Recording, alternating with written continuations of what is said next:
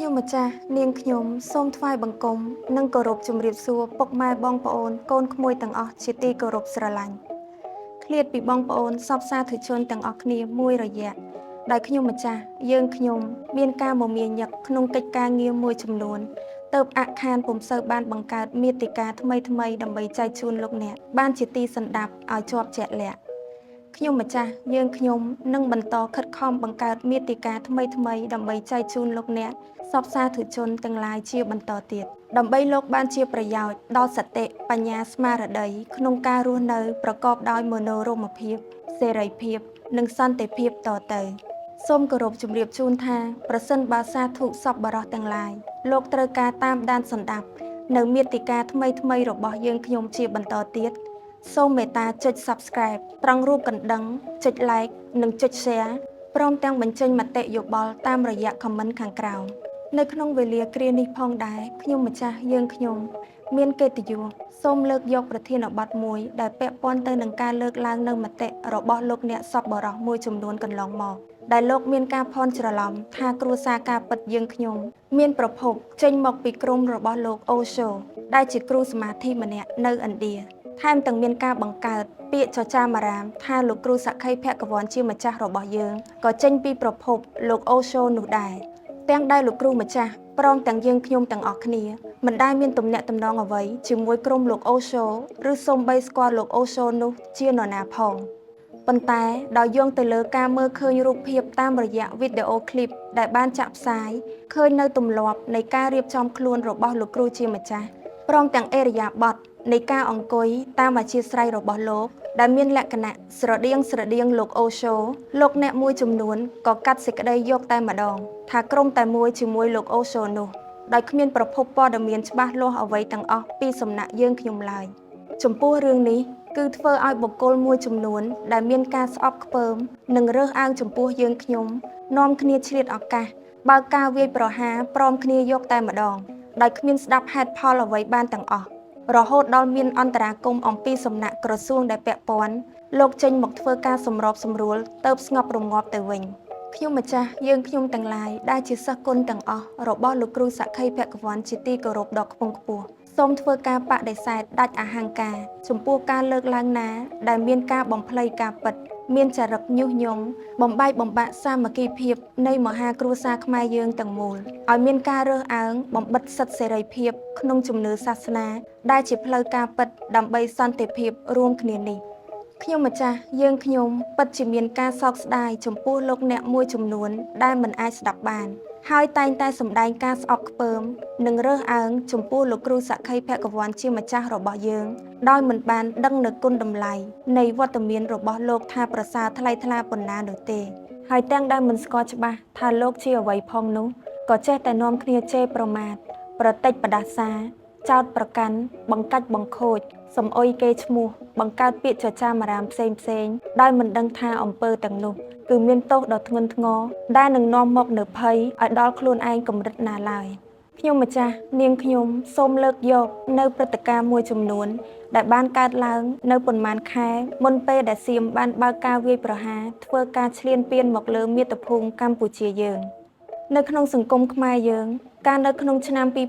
2025គឺមានការផ្ទុះចេញអ្នកតាំងខ្លួនជាអ្នកមានបុណ្យនិងបុគ្គលអស្ចារ្យគ្រប់ទិសទីដែលព្រឹត្តិការណ៍បែបនេះជានិច្ចជាកាលគឺយើងមិនសូវបានជួបឡើយក្នុងការនោះក៏មានផ្ទុះការវែកញែកតាមបណ្ដាញសង្គមប្រងព្រាតទៅលើរឿងនេះ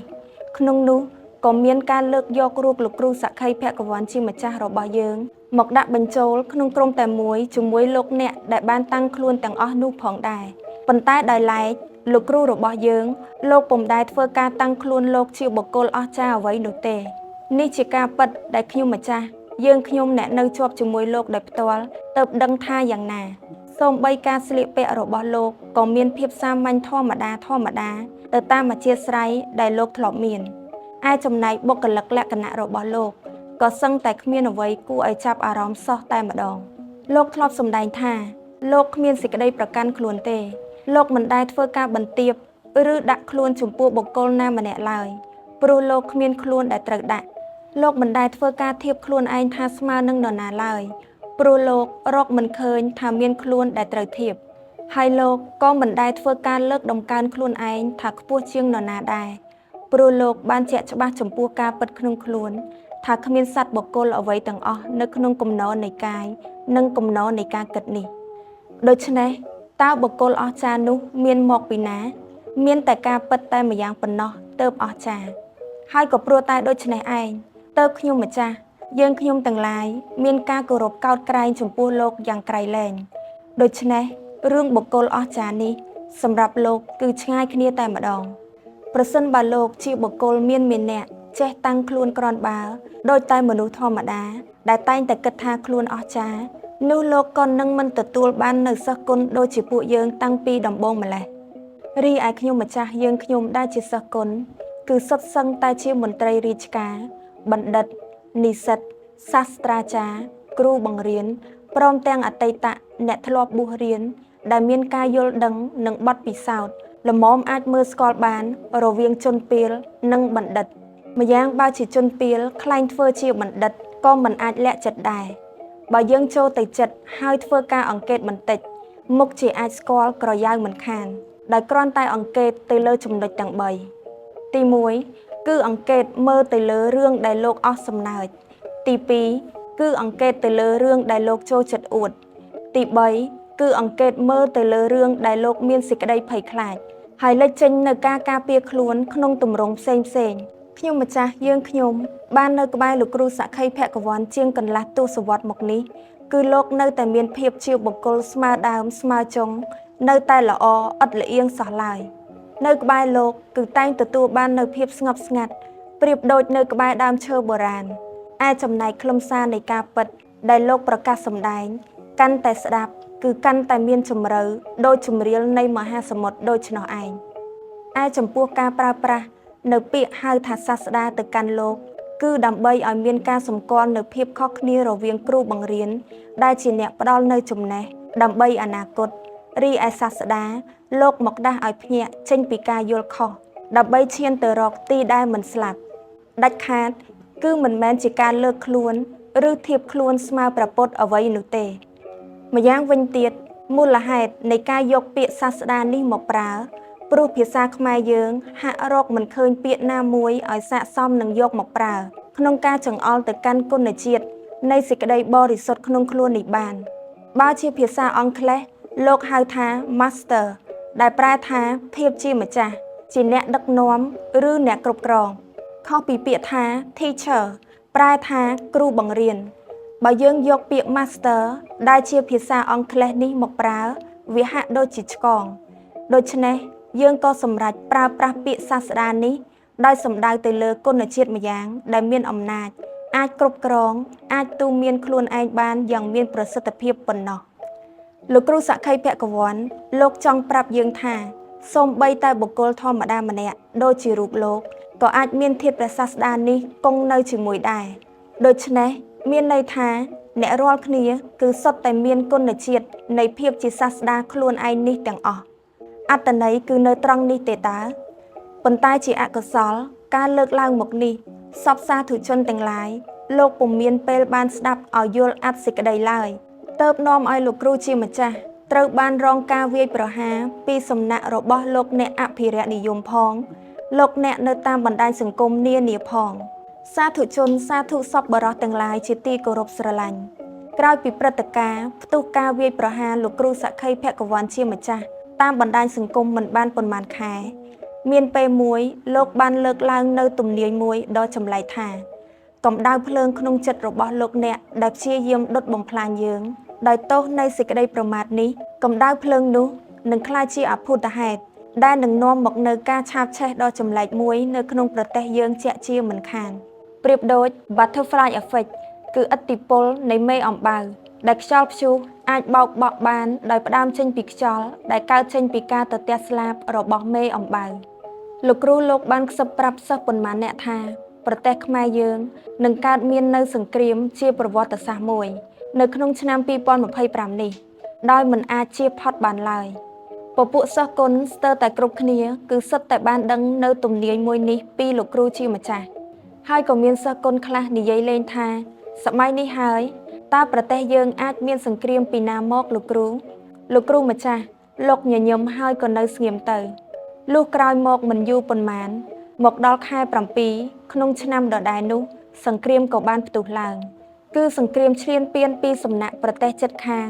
ពួកយើងទាំងអស់គ្នាក៏ហាក់មានភាពស្រងោតស្រងាត់តែរៀងខ្លួនឯលោកគ្រូជាម្ចាស់លោកក៏នៅតែបន្តអប់រំពួកយើងឲ្យមានស្មារតីកុំឲ្យមានសេចក្តីប្រមាទក្រែងអសោភនភាពក្របសង្កត់ចិត្តបានរឿងរបស់លោកគ្រូសក្ខីភគវ័ននេះគឺប្រៀបដូចជារឿងនិទាននៃមហាជំនន់ដែលនិយាយអំពីបុរសម្នាក់ឈ្មោះណូអាក្រោយពីបានដឹងថាផែនដីទាំងមូលនឹងត្រូវលិចលង់ទៅក្នុងមហាសមុទ្រនៅក្នុងពេលខាងមុខដ៏ខ្លីលោកក៏បបួលក្រុមគ្រួសាររបស់លោកដែលមានគ្នាតិចតួចឲ្យខិតខំប្រឹងប្រែងតាក់តែងកសាងសំពៅដ៏ធំមួយដើម្បីជួយសង្គ្រោះមនុស្សលោកនៅពេលទឹកសមុទ្រមកដល់លុះដល់ពេលកសាងសំពៅនោះរួចក៏បានប្រកបប្រកាសហៅមនុស្សគ្រប់គ្នាឲ្យឡើងសំពៅដើម្បីបានរួចជីវិតប៉ុន្តែជាអកុសលគ្មាននរណាម្នាក់ជឿទុកចិត្តលើលោកឡើយគ្រប់គ្នាបែរជាធ្វើការសើចលេងចំអែចំអន់ចំអកលក់លើយថាលោកមានគំនិតរវើរវាយផ្ដេសផ្ដាសខ្លះក៏ខឹងសម្បាថាលោកជាមនុស្សបង្កឲ្យមានភាពចលាចលក្នុងសង្គមរបស់ពួកគេដូច្នោះជាដើមក្រោយត្រូវបានបដិសេធដូច្នេះលោកណូអា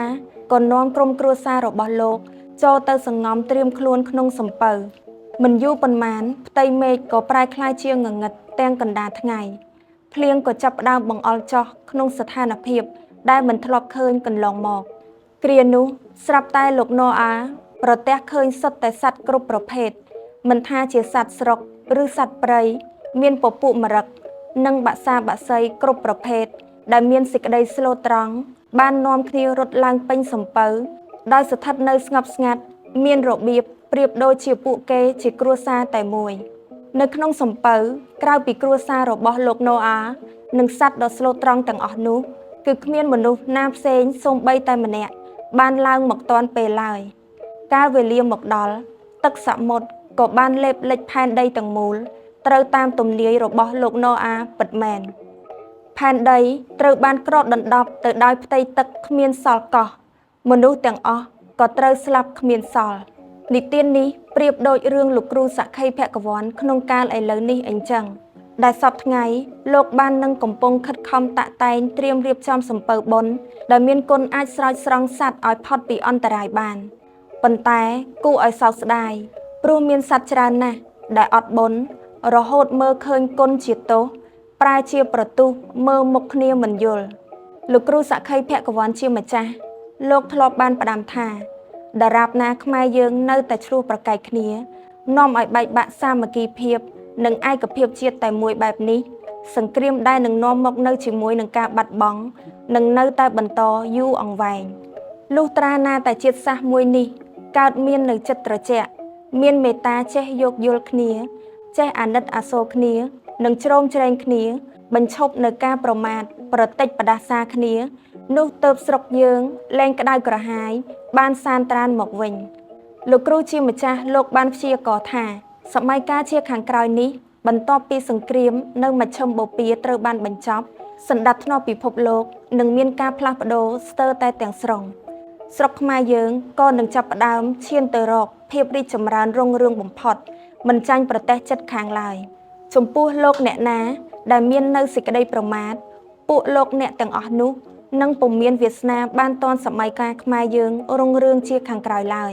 សពសាធុជនសាធុសពបរោះទាំងឡាយជាទីគោរពចំពោះការវាយប្រហារពីសំណាក់មជ្ឈដ្ឋានខាងក្រៅគឺលោកគ្រូជាម្ចាស់សក្ខីភគវ័នលោកតែងប្រកាន់យកនៅការមិនតបតជានិច្ចព្រោះការពិតនិងបញ្ជាក់ការកុហកនៅក្នុងពេលណាមួយជាក់ជាមិនខានដូច្នេះទោះលោកអ្នកជេរប្រតិចផ្ដាសាលោកយ៉ាងណាក៏ដោយក៏មេត្តាក្នុងខ្លួនលោកមិនសាបសូន្យដែរមួយវិញទៀតលោកគ្រូជាម្ចាស់លោកក៏មិនចង់ឲ្យមានការបកស្រាយអ្វីផ្សេងក្រៅតែអំពីបទពិសោធន៍នៃការពិតក្នុងខ្លួនដែរចំពោះលោកអ្នកដែលតែងចូលចិត្តគិតយល់បែបណាក៏យ៉ាងនោះទៅបើពេញចិត្តជឿលើពាក្យចចាមអារាមតែម្ខាងដោយមិនស្ដាប់ម្ខាងទៀតក៏តាមនឹងទៅព្រោះការភ័ន្តច្រឡំរបស់ពពួកជនមកលើយើងបែបណាវាពុំមែនជាការទទួលខុសត្រូវរបស់យើងដែលត្រូវទៅបកស្រាយដោះមន្ទិលឲ្យពួកគេនោះទេ វាគឺជាការទទួលខុសត្រូវរបស់ពួកលោកខ្លួនឯងដែលទាមទារការស្វែងយល់បន្ថែមដើម្បីដោះសេចក្តីសៅហ្មងក្នុងចិត្តខ្លួនចេញពុកម៉ែបងប្អូនកូនក្មួយទាំងអស់ជាទីគោរពរាប់អានចំពោះការពិតនៃពិភពក្នុងខ្លួននេះគឺមិនមានភាពស្មុគស្មាញទេប្រសិនបើចូលមកសិក្សាសាកសួរសន្ទនាឲ្យបានច្បាស់លាស់ឯចំណែកគ្រួសារការពិតខ្ញុំម្ចាស់យើងខ្ញុំ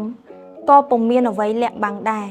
គឺសពសាធុជនទាំងឡាយលោកអាចចូលមកសាកសួរដោយត្រង់បានដោយពុំចាំបាច់ស៊ើបសួរពីមជ្ឈដ្ឋានខាងក្រៅពីមាត់មួយតទៅមាត់មួយតាមគ្នានោះទេ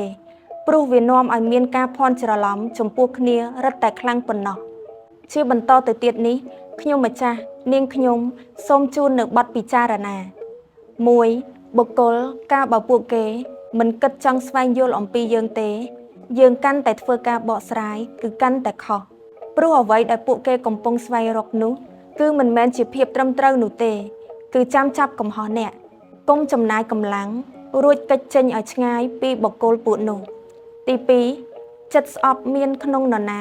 គឺជារបស់អ្នកនោះទី